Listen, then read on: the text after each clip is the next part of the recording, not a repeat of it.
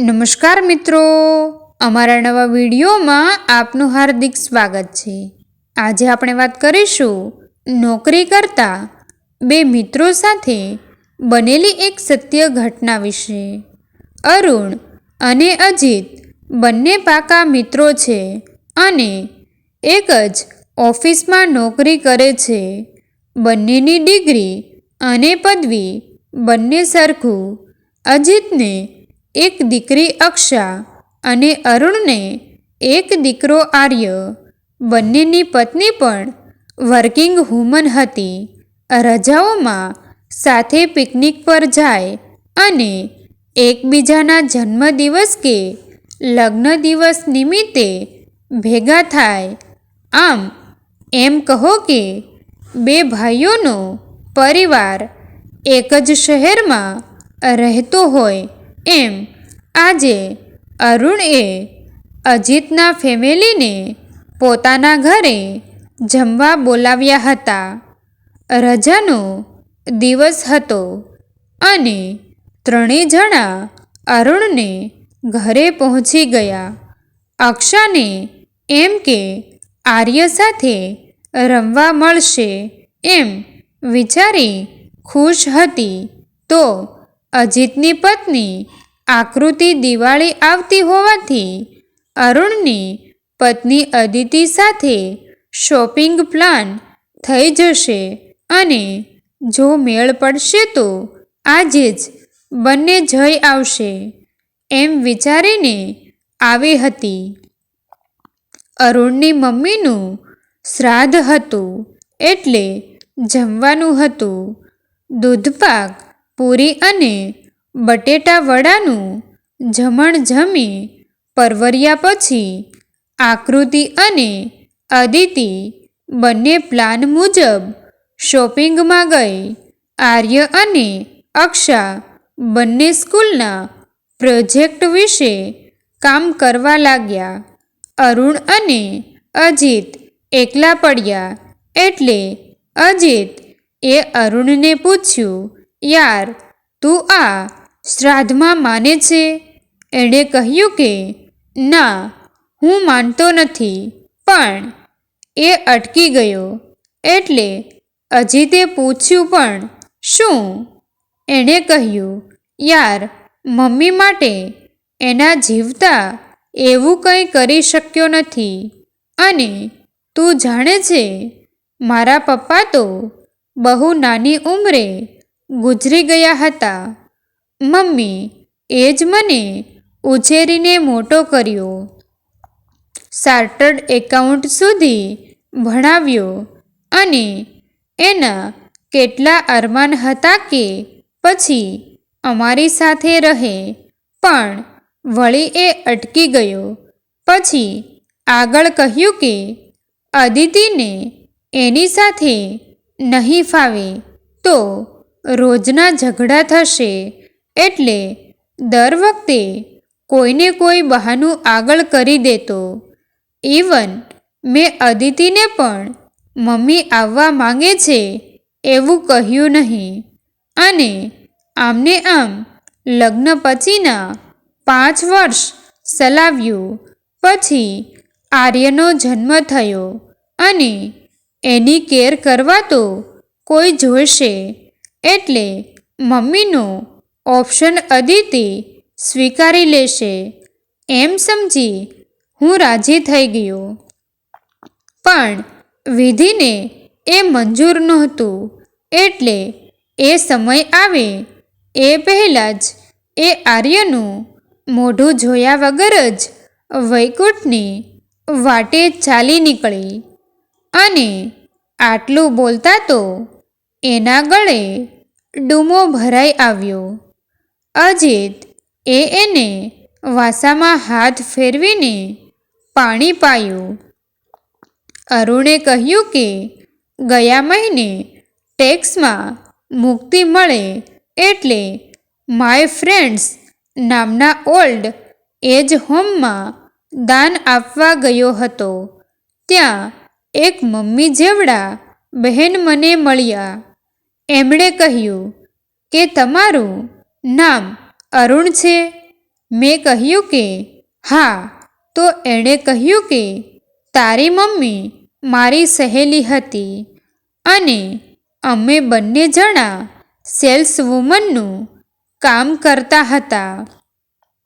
અમે રોજ સાથે જ વસ્તુઓનું માર્કેટિંગ કરવા જતા. રસ્તામાં કોઈ મસ્ત કાર નીકળે એટલે એને જોઈ રહેતી અને પછી મને તમારો ફોટો બતાવી કહે કે સુનીતા જોજે, એક દિવસ અરુણ ચાર્ટર્ડ એકાઉન્ટ બની જાય પછી હું પણ આમ ગાડીમાં ફરીશ. અને અરુણ ધ્રુસકે ધ્રુસકે રડવા લાગ્યો. મમ્મીને કેટલા અરમાનો હતા પણ હું એકે પૂરા ન કરી શક્યો. એટલે આમ શ્રાદ્ધ કરીને અને ઓલ્ડ એજ હોમમાં દાન કરીને મન મનાવું છું. જીવતા તો મમ્મી ન આવી શકી પણ આમ શ્રાદ્ધને બહાને ફોટો આવ્યો. અજીત, જોવાની વાત એ છે કે મમ્મી ગુજરી ગઈ ને તોય એના મોઢા પર પોતાના દીકરા માટે એક પણ ફરિયાદનો ભાવ નહોતો. અને હવે શું?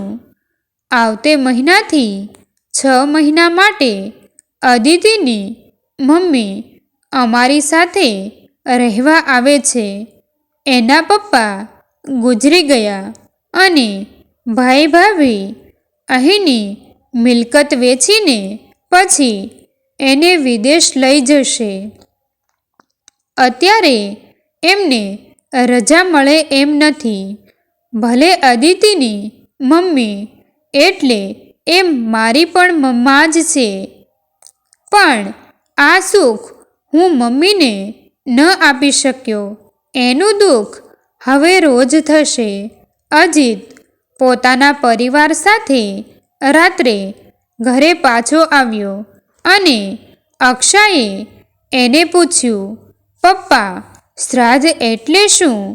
આર્ય કહેતો હતો કે શ્રાદ્ધમાં એની દાદી કાગડો બનીને કાંતો ગાય બનીને જમવા આવે. અજીત શું કહે એ આ બધી વાતોને માનતો નહોતો, પણ એ વિચારતો હતો કે માં ગુજરી ગયા પછી પપ્પા ગામમાં એકલા છે. એણે ઘણીવાર એને લાવવા પ્લાન કર્યો પણ પછી પોતે જ માંડી વાળ્યું, કારણ કે પોતાના પપ્પા બાપુજી અહીં આવશે તો એનું સ્ટેટસ ઘટી જશે.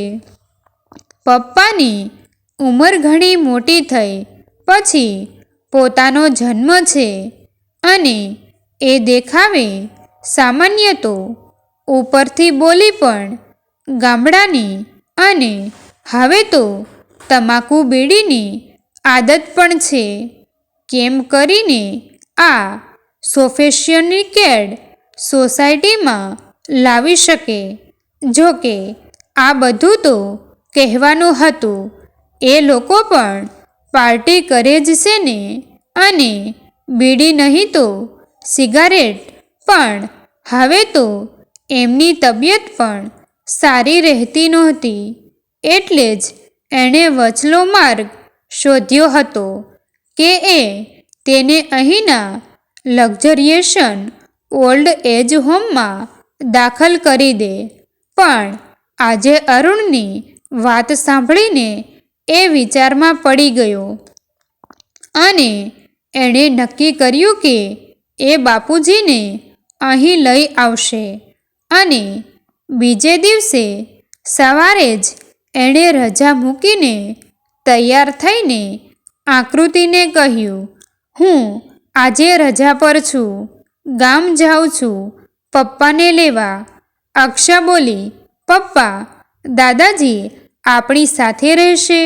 એણે કહ્યું, હા. એણે કહ્યું, વાહ, મને સ્ટોરી સાંભળવા મળશે. અને એણે ગાડી મારી મૂકી.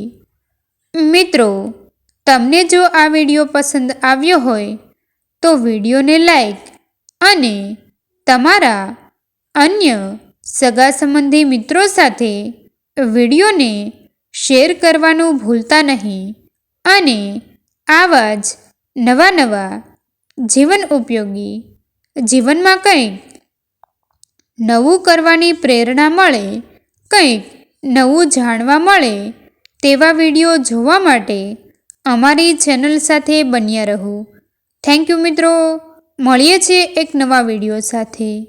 આભાર.